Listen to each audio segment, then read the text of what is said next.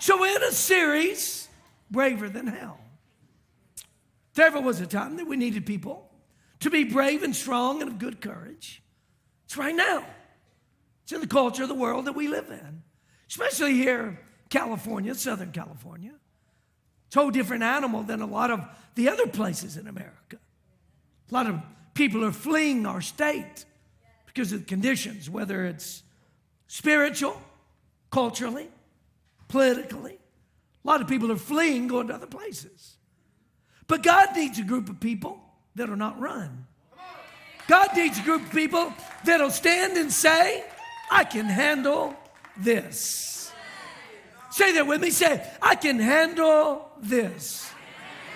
Sometimes we find ourselves in situations and we're like, how did I get into this situation? We came into the world for such a time as this. It's not a mistake that you're here, I'm here, we're living in this world at this time. God has chosen us. God's chosen us to make a difference right now. And when you begin to see yourself the way God sees you, you'll begin to view the challenges that come at you in a different way. When challenges show up and trials show up or battles show up, you will face those things with an attitude, I can handle this. That's really what I want to talk to you about this morning. I can handle this. Not in our might or our power or our strength, but in His strength. By His grace. Greater is He that's in us. Whatever comes at me, greater is He that's in me. It's in us. Greater is He that's in us than any trial, any battle, any test. If He led me to it, He's anointed me to get through it. If there ever was a time in history when Scripture could be more applicable and relevant, it's probably right now as it relates to Romans chapter 12, verses 1 and 2. That's where you can go in your Bibles if you want to. We're raising up a bunch of soldiers. That's why it's so important that you have a Bible. There's no reason for nobody to have one. If you can't get one, we'll help you get one. People leave them here and we give them away. So if you don't mind somebody else's name being engraved on it, you can have it. Romans chapter 12, if you're there, say, I got it. Those of you that are part of the online family, go in there right now and put me some fire emojis. That'll be my sign that you're picking up what's about to come. The Apostle Paul said this, I beseech ye therefore, brethren, by the mercies of God, that you present your bodies as a living sacrifice, wholly acceptable to God, which is your reasonable service. Do not be conformed to this world, but be transformed by the renewing of your mind, that you may prove what is that good and acceptable and perfect will of God. I believe this verse is probably more relevant for our time than any time. He said, present your bodies. Not go somewhere and hide and die somewhere. But present your bodies as a living sacrifice. Sure, we got to die to some things. And some people need to die to some things. We die to ourselves, our selfish motives, our own agendas, our fleshly desires. We lay down our life so that we can live the life that He has for us. Live a holy life, consecrated life. This is God's will. That we live for Him in such a way that we can make a difference for His glory. That we can stand. You present your bodies. How do you live your life? He uses terminology as it relates to worship, and I love worship. I love lifting my hands. I value God's presence more than anything. I've learned how to step into His presence. When you get intimate with God, you get into this place where you're always aware of his presence. Whether it's manifesting on you or not, you're aware of his presence. He's always in your thoughts. You know he's there. I love that. I love lifting my hands. I love leaning in. I love opening my heart. I love opening up my mouth and expressing my love, my passion, my devotion for him. I love that. But worship isn't just that. That is worship. Worship's more than just that. Worship's the way you live your life. Worship's the way you live your life tomorrow, on Monday, when you wake up. How you going to live? Worship's the way you live among other people, your co-workers, the place you work. The way you hold yourself, conduct yourself, interact with those in the break room. Worship's the way you live. Worship's the way you live and engaged with your neighbors around you. Worship is even how you handle yourself with your family. That's worship. Could be anyway. It's not worship, but it could be worship, depending on how you handle yourself. Live your life as a living sacrifice, holy. Holy. I'm going to use this body I got because I only got one shot at this life. I'm going to use this body to live a holy life for his glory. Only got one shot. Only coming through this thing one time. We don't believe in evolution. The only thing that evolves is the fact that we came into this world and we're going to leave this world.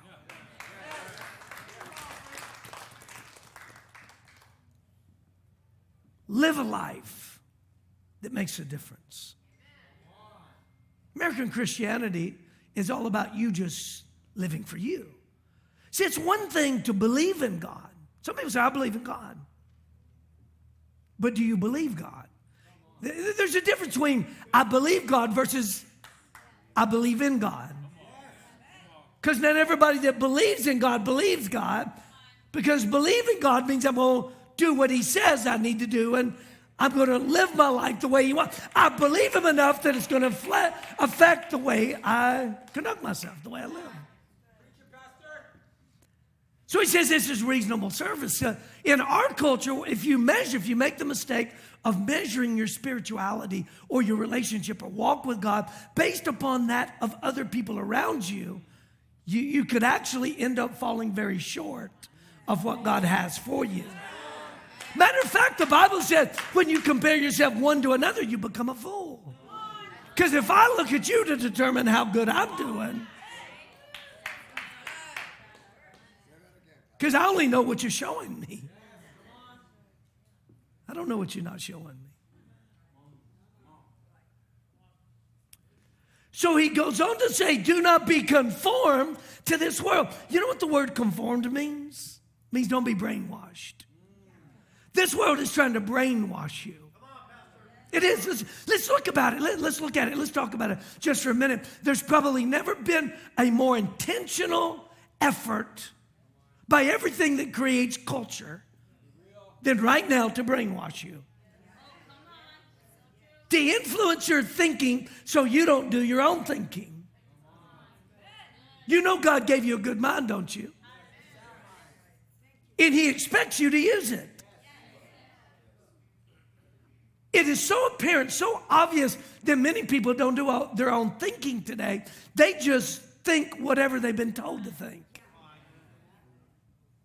There's an all-out war to brainwash you into control what you think, because if we can control, if they can control what you think, it will influence what you do. Your decisions, the decisions you make are a direct reflection of the thoughts that you think.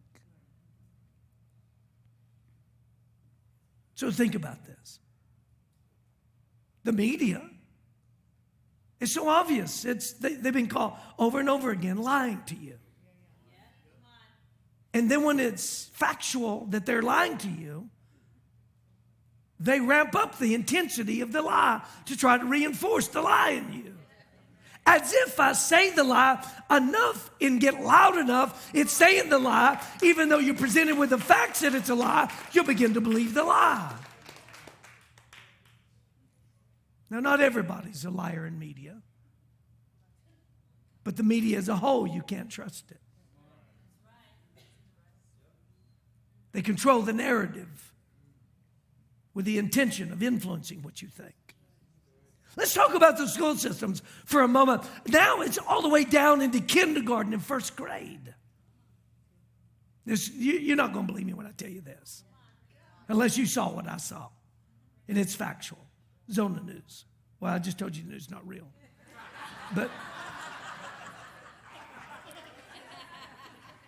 this is real. This is real. I verified it. They in a school, public school, in a public school, it's one particular school, they put a cat litter box in the restroom for those who identify as cats.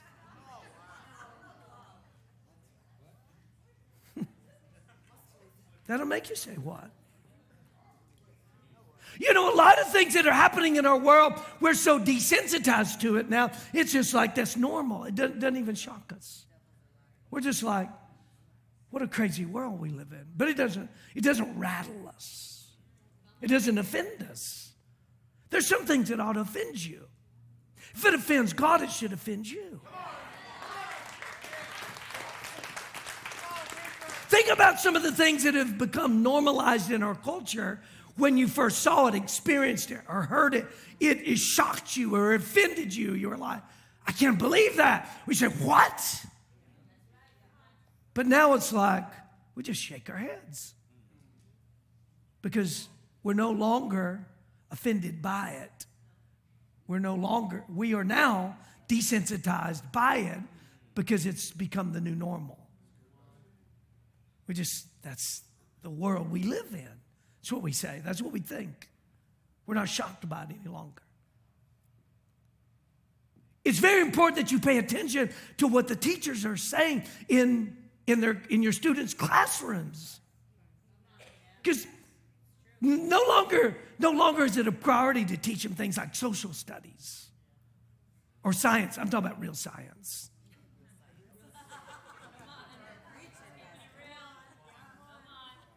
Teach them how to read and do math.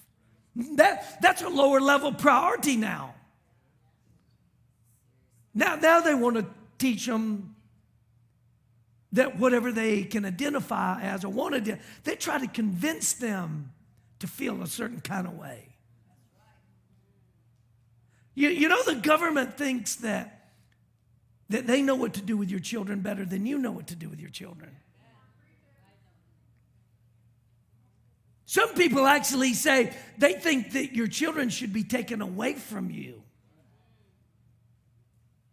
because they think they know what's better for your children than you do. But God didn't give your children to the government. God gave your children to you. God gave children to parents, to dads and moms.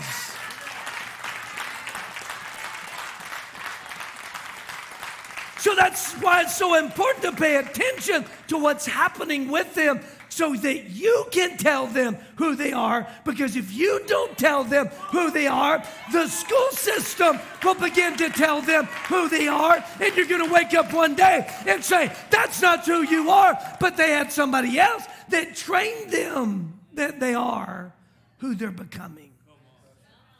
You better tell them who God says they are. There's a well-known pastor, older gentleman. He's been around, well-known. He's had a huge impact for years and years and years. Pastors in Los Angeles. Just last week, he was preaching about what the Bible says. About how the Bible says that God made them male and female. And all of these other identities are not legitimate. And they're not real, even though people say they're real to them. He said, only what God created is real. YouTube, and we're streaming on YouTube, and hopefully they don't do to me, what they did to him. But they said that his content was hate speech. It's controlled narrative. We want you to believe what we want you to believe, and we only want you to say what we want you to say. And you're not free to think what you need to think or want to think. Free thinking is no longer celebrated. You should never even just take what I say, hook, line, and sinker. Preaching is never designed to be something that you just listen to and just assume that it's right. It is to inspire you, to encourage you, to impart something to you. But you should always open up your Bible.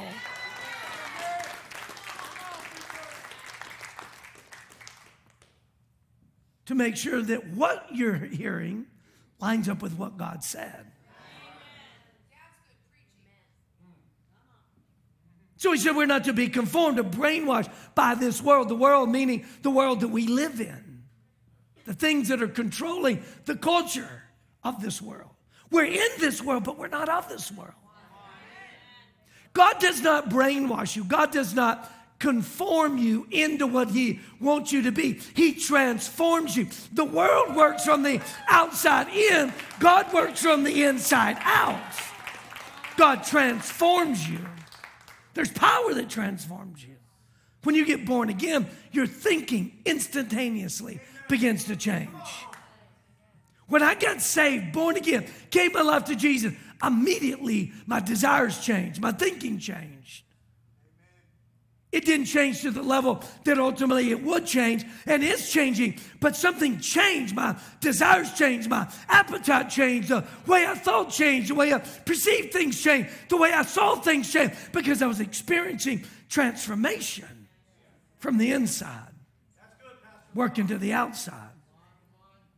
He said, be transformed by the renewing of your mind. That's why it's so important that you get God's word into your mind. Your spirit is as saved as it's ever going to be when you get saved. But your mind is being saved. Your mind, your emotions, your will, all of that is being transformed to match what God's done in your spirit. He's getting your head to line up with your spirit. Transform. When we experience transformation, the power of God in our spirit and renewing our minds with God's word in it becomes like a filter. A filter by when we encounter culture or things the world is saying, whether it's the school teachers, the media, or anything else that's working to influence the way we think. God's word becomes like a filter catching the impurities.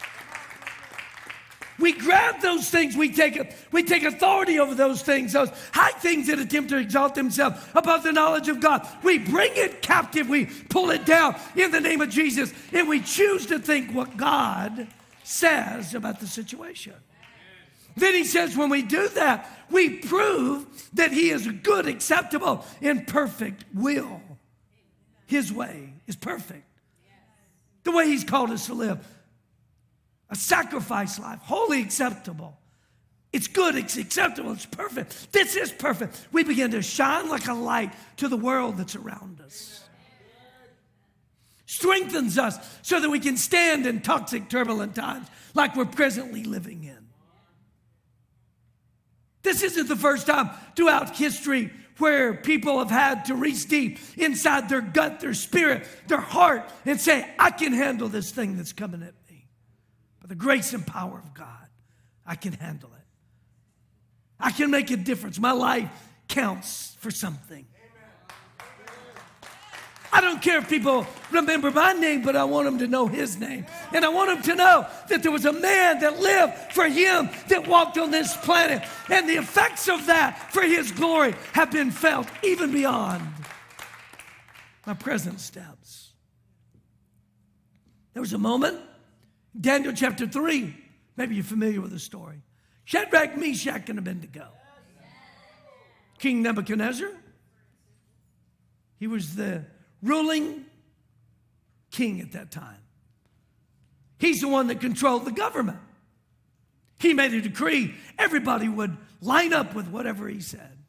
Now, I believe the Bible teaches that we're to honor authority.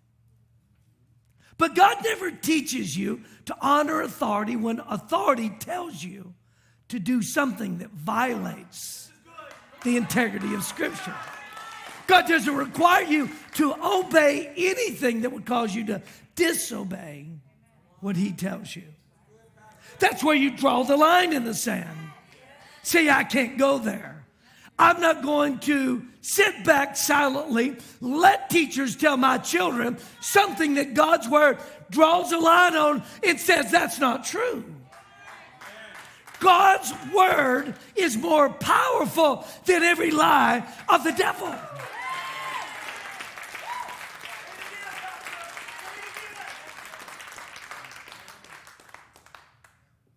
Meshach, Shadrach, and Abednego, they're Hebrew children. They serve the God of the Bible. Amen. King Nebuchadnezzar makes a decree. He builds a statue. Some people say it's about 12 feet high. Who knows? We don't know exactly what the statue was of. Could have been a statue of himself. Because that's what government wants you to do. It wants you to worship it. It wants to be God in your life. It wants to be the one that you depend on. Could have been an idol to some pagan god because they worshiped all kinds of pagan gods. He said, when the music begins to play, I want everybody to bow down and worship it. So this moment came, Daniel chapter 3, when the music played, everybody was bowing, except for Shadrach, Meshach, and Abednego, and you, and you, and you, and you, and you, and you, and you, and you, and you, and you, and you, and you, and you, and you, and you. You didn't bow. They had a problem with that. The king had made a decree that you're to bow, you're to do what they tell you to do. You're to bow when they tell you to bow. You're to think what they want you to think. You're to listen to what they want you to listen to. The music played. You didn't respond. You did not comply.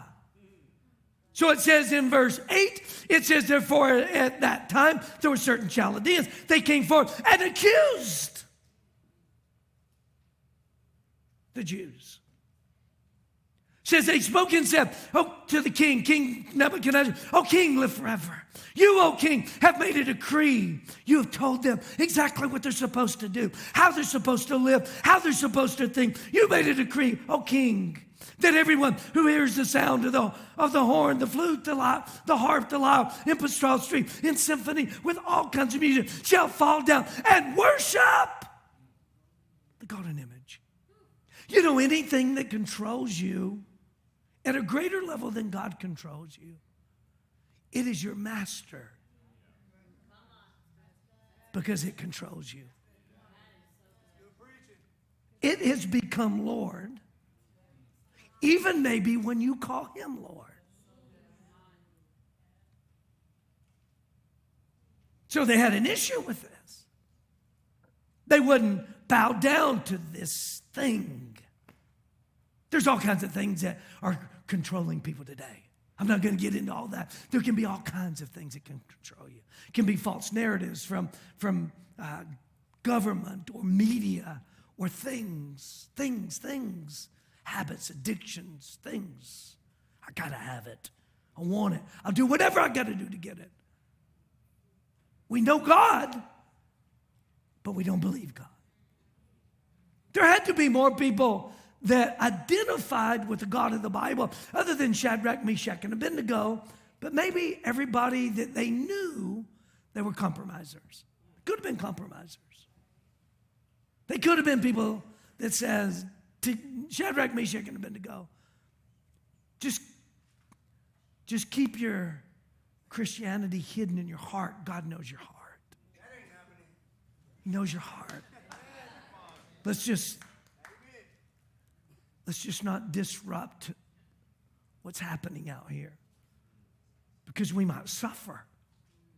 God wouldn't want us to suffer. American Christianity wants you to think that there should never be trials or tests or adverse kind of situations. The Bible says those who desire to live godly shall suffer persecution. We don't go looking for it. We don't try to make it happen. But if you really live for God, there are going to be times where people reject you, ostracize you, turn their nose up at you, push you away, reject you, because you don't believe the current narrative. You're not doing like everybody else. You're not acting like everybody else. You're living your life holy, acceptable, and pleasing to God. This is your reasonable service. This is your reasonable service. And said, so when they brought the accusation against them, said that those who wouldn't fall down and worship, well, they'd be cast into the midst of the burning furnace. And there are certain Jews whom you have set over the affairs of the province of Babylon, Shadrach, Meshach, and Abednego. These men, O king, have not paid due regard to you. They do not serve your gods or worship the golden image which you have set up. They're not complying with the narrative that you placed out here. King Nebuchadnezzar was enraged. His fury intensified. Sometimes you think, if I just take a stand, I can overcome this. But you have to understand, doing the right thing sometimes intensifies the warfare. In that moment, they stood when everybody else bowed. King Nebuchadnezzar, his fury intensified. He gave him another chance. Bow down and worship. Do what everybody else is doing, or else. He gave him one more chance. The enemy will always give you another opportunity to compromise. You rejected his invitation the first time. Don't think just because an evil spirit has gone away that it will never return. The Bible says an evil spirit will attempt to come back to see if he can regain entry.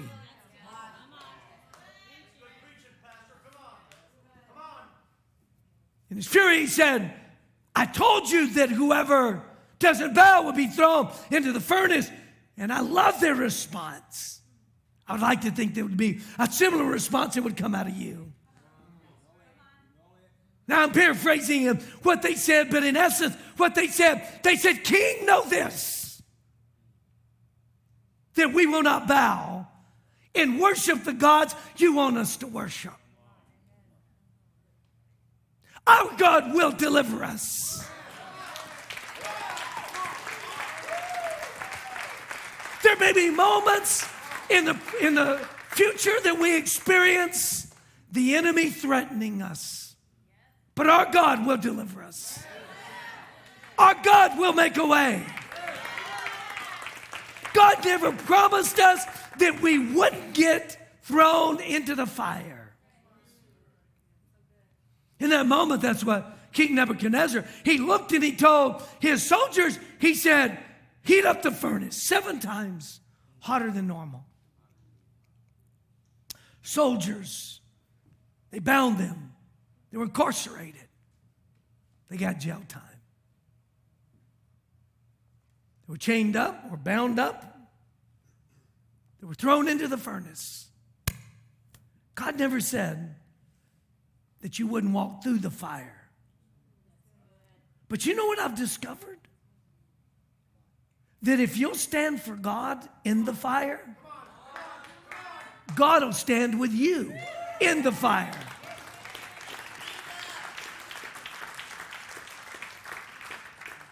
The soldiers that threw Shadrach, Meshach, and Abednego into the fire actually died from the fire. The heat killed them. What destroys them will not destroy you. This is God's keeping power. This is God's keeping power. Some of you are going to need to remember what I'm saying right now, because there's going to be moments when you're faced with a test, a trial, tribulation, persecution. You got to remember that we got a God that'll keep you when the fire is heating up, when they're threatening you, trying to intimidate you, trying to make you cower down, trying to make you back down. God says, if you'll be braver than hell, I will get you through what you're facing.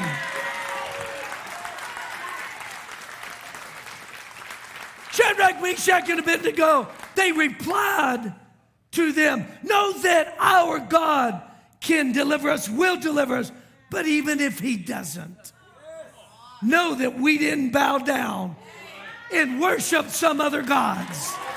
We stood, we served, we stayed faithful. So they're thrown into the fire. They're thrown into the fire. King Nebuchadnezzar hears that there is not only 3 in there, but there's another one. And he had the appearance of the Son of God, Jesus, showing up in the Old Testament. Didn't even singe their hair. Didn't even burn their clothes. There wasn't even the fragrance or smell of smoke on them.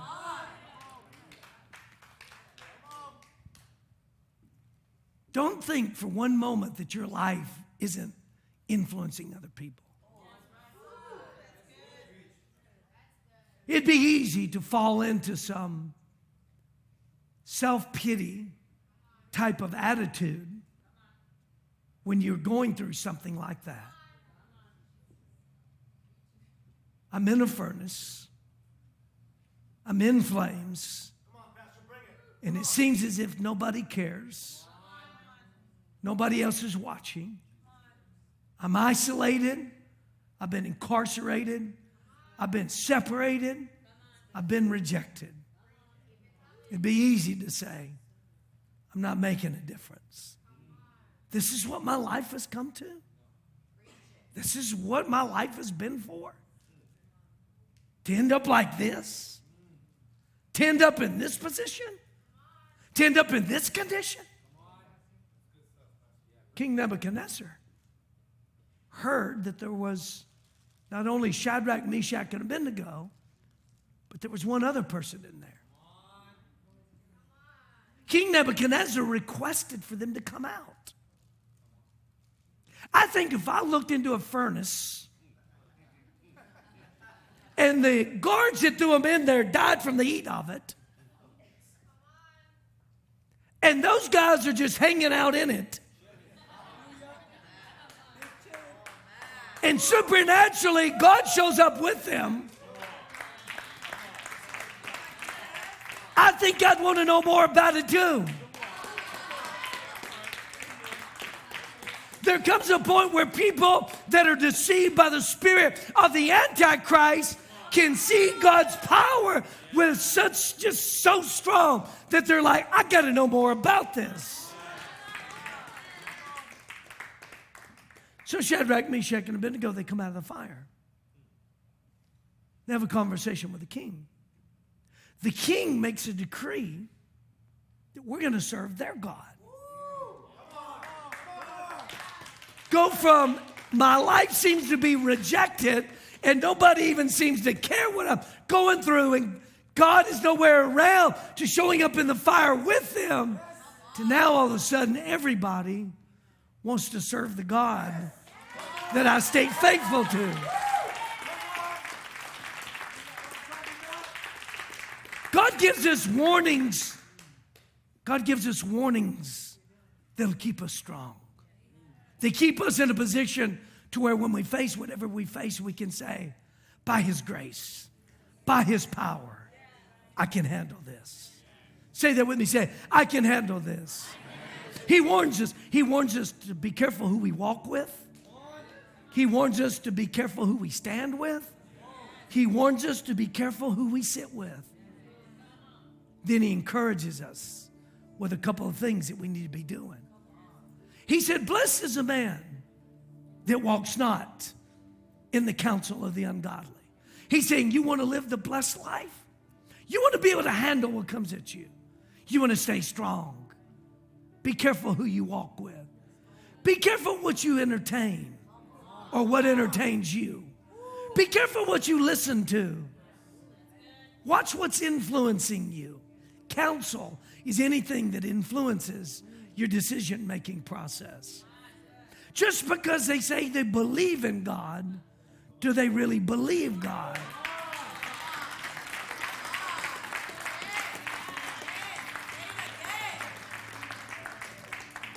Got to be careful who you walking with. Got to be careful who's whispering in your ear, who's sending you texts, who's DMing you through social media. Got to be careful who you're listening to while you're walking. It can mess your walk up. How did I end up over there? You walked over there. That's how you ended up over there.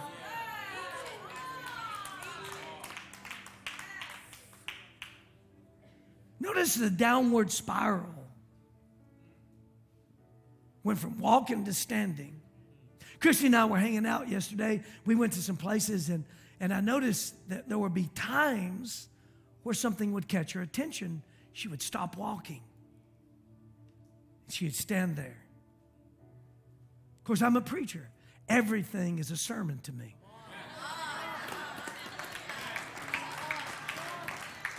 And I've got this message in the crock pot, stirring it up on the inside while we're hanging out. And I noticed that as we walked, there would be things that would catch her attention, and she would stop. He said, don't stand in paths with sinners. You have no business walking the same path they're walking. You have no business being in the path that they're living in. That doesn't mean we don't influence them. But when I stop and pick up something and engage something, I'm allowing that thing opportunity to begin to grab my heart. So I'm walking and he's got my attention. I'm stopping. Be careful what gets your attention. Then it says, who sits in the seat of the scornful. I can't even tell you how many people over the years said to me, I never would have thought my life would have ended up here. But they sat down where they are. And they wonder how they got to where they are. I said, when you sat down, you made a decision to stay.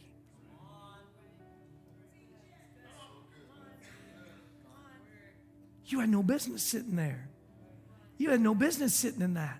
You had no business sitting in that life. You had no business sitting in places like that, with people like that, influencing you like that. You had no business sitting there. Why are you sitting there? Get back up. Get back up. Don't just get back up on you. Start walking. Get out of where you are. It was your decision. It was the counsel that got in your head that influenced you to stop and listen, to engage. And once you did that, you sat down. But then he goes on to say, but his delight or his passion or the thing that he pursues, that's what he means when he says his delight. It means it's his passion. It's his passion. He says his passion is to pursue the word of God, the things of God, the law meaning the word of God. And in it, he meditates day and night. His passion, these are the things that he does. His passion is to pursue God. This will keep you strong. This will keep you in a position, I can handle this attitude. My passion is to grow closer to God, more intimate with God. My passion is to be strengthened in my walk, my relationship with God. That's my passion. My delight is to meditate. I'm going to get into God's word. I'm going to meditate. Meditate means I'm going to put God's word first and foremost in my forefront of my thinking. I'm going to think on it. I'm going to be very intentional. I'm going to think about it. I'm going to meditate on it. I'm going to hide it in my heart. I'm going to put it in my mind. I'm going to allow God's word to be a filter in how I make my decisions and how I live my life. And he says, when you do this, He promises you 3 things are going to happen.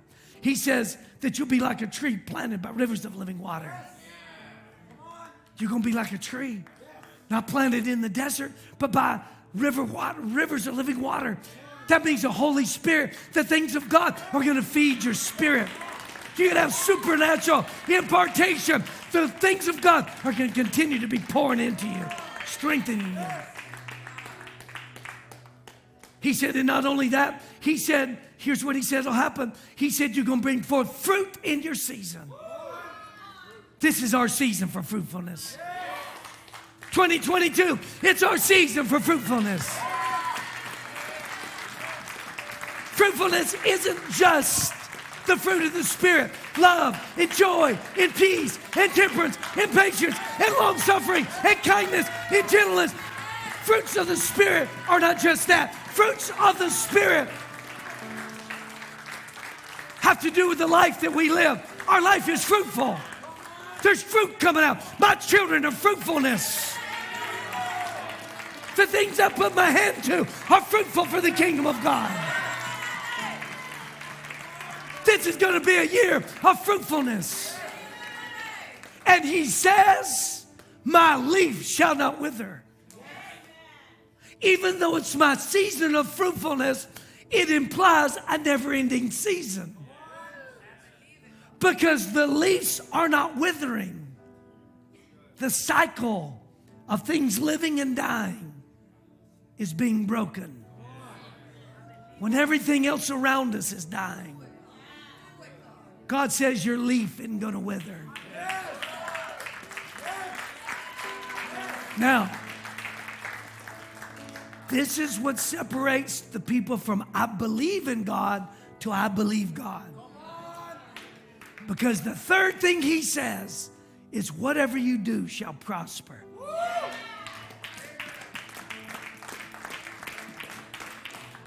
He believes it. She believes it. He believes it. She believes it. They believe it. God's just looking for some people that'll believe it. Whatever I do is going to prosper.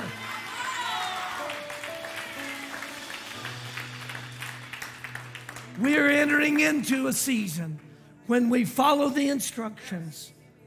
This is a whatever I do season will prosper season. When we put our hands to the plow and we don't look back, but we're plowing for the kingdom. We're plowing for the kingdom.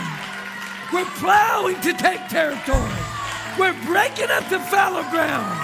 We're planting the seeds. We're watering the seeds. We're planted by rivers of living water. Fruit's coming from us. This is that season. Somebody say, this is my season. Somebody say, I will not fail. Somebody say, I can handle this. Whatever comes at you, whatever trial comes at you, whatever test comes at you, you're braver than hell. You're braver than the demons. You're braver than culture.